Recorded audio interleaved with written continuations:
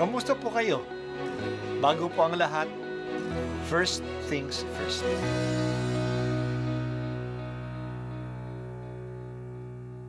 Good morning po.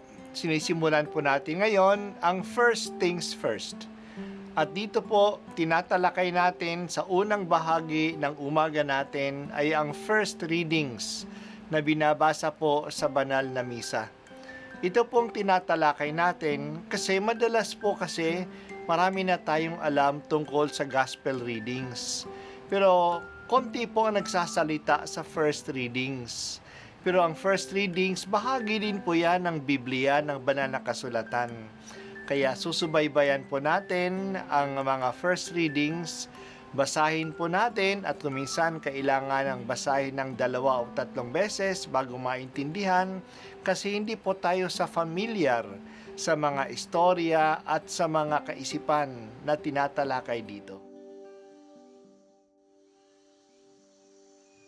Ang pagbasa mula sa aklat ni Propeta Jeremias, sinabi ng Panginoon, "Parurusahan ko ang sino mang tumatalikod sa akin at nagtitiwala sa kaniyang kapwa. Sa lakas ng taong may hangganan ng buhay, ang katulad niya ay halamang tumubo sa ilang, sa lupang tigang at sa lupang maalat na walang ibang tumutubo. Walang mabuting mangyayari sa kanya. Ngunit maligaya ang taong nananalig sa Panginoon, pagpapalain ang umaasa sa kanya. Ang katulad niya ay halamang nakatanim sa tabi ng batisan. Ang mga ugat ay patungo sa tubig. Hindi ito manganganib kahit dumating ang tag-init, sapagkat mamamalaging luntian ang mga dahon nito. Kahit di umulay, wala itong aalalahanin. Patuloy pa rin itong mamumunga. Sino ang makauunawa sa puso ng tao? Ito'y magdaraya at walang katulad. Wala ng lunas ang kanyang kabulukan. Akong Panginoon ang sumisiyasat sa isip at sumusubok sa puso ng mga tao. Gagantihan ko ang bawat isa ayon sa kaniyang pamumuhay at gagantimpalaan ayon sa kaniyang ginagawa." Ang salita ng Diyos. Salamat sa Diyos. Saan ba tayo kakapit? Sa Diyos o sa tao? Sino ba ang maaasahan? Ang Diyos o ang tao? Para sa atin, maliwanag ang choice. Siyempre, sa Diyos. Pero hindi ito napanindigan ng tunay sa buhay. May mga taong mas kumakapit sa politiko o sa boss nila kaysa sa Diyos.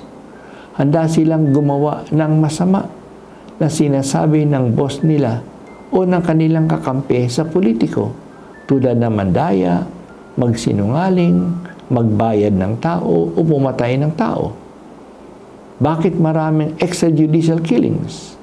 Sino ang gumagawa nito? Ang mga nababayaran o nauutusan. Bakit may nagtatrabaho sa troll farms at nagpapagalaganap ng kasinungalingan? Trabaho lang kasi yan, ang sabi nila. Mataas yata ang bayad. Mas naniniwala sila sa tao kaysa sa Diyos. Hindi tatagal ang naniniwala sa tao. Hindi naman maaasahan ang tao. Kaya maraming nagbabaliktad na kakampi nila noon at binayaran ng boss noon. Sinabihan sila na patayin ninyo ang mga dating drug addicts. At ako ang bahala sa inyo. Hindi kayo mapapakulong.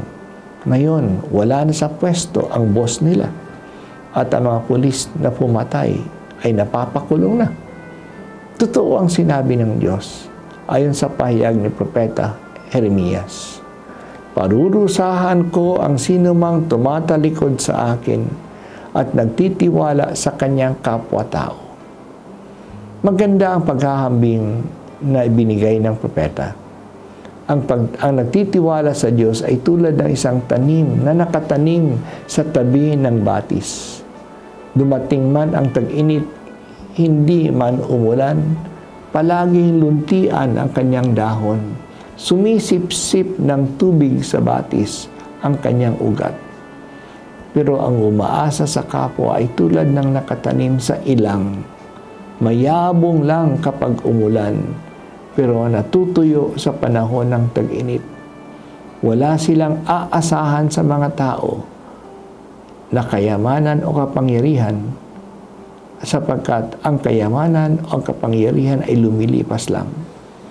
Kaya kumapit at maniwala tayo sa Diyos. Ito ay nagagawa natin kapag tayo sumusunod sa ating konsyensya.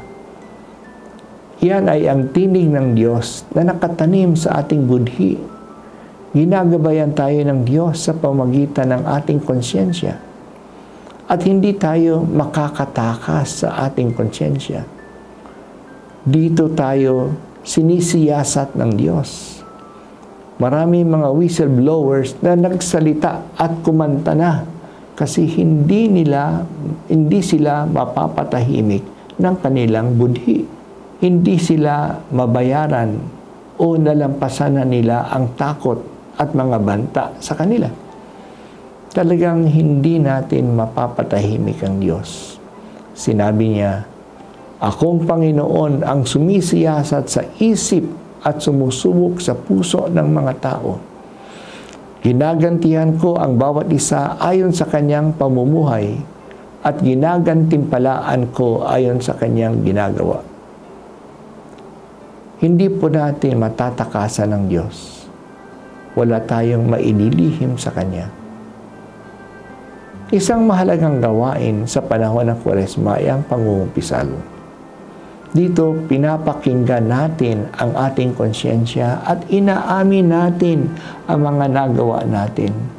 Kung hindi natin ito aaminin, hindi tayo patatahimikin ng ating budhi. Alam naman ng Diyos ang ating mga intensyon at ating mga ginagawa. Sa madalas na pangungumpisal, nasasanay tayo na maging tapat sa ating budhi, na ibig sabihin tapat sa ating sarili at tapat sa Diyos. Hindi tayo natatakot kasi wala naman tayong tinatago. Kaya umasa tayo sa Diyos. Maniwala tayo sa Kanya at aminin natin ang lahat sa harap niya. Umaasa ako sa iyo, Panginoon. Gusto ko pong mamuhay ayon sa iyong mga aral. Naniniwala ako na ang lahat ng iyong mga aral ay nagdadala ng kaluwagan at kapanatagan sa aking buhay.